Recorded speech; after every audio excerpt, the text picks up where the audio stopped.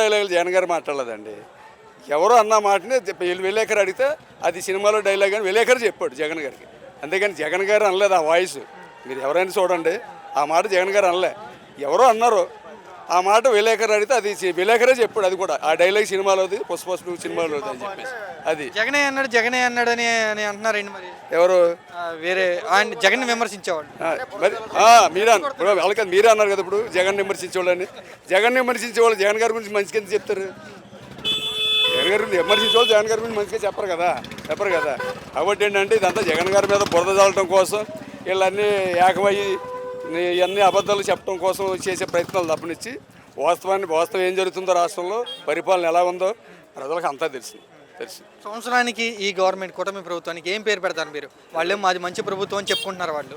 మీరేం పేరు పెడతారు? గవర్నమెంట్కి ఏం పేరు పెడతాం? అబద్ధపు గవర్నమెంట్ అనే పెడతాం. అంతకుమించి ఏం పెడతాం? అన్నీ అబద్ధాలు కదా చెప్పి. మనం చెప్పామంటే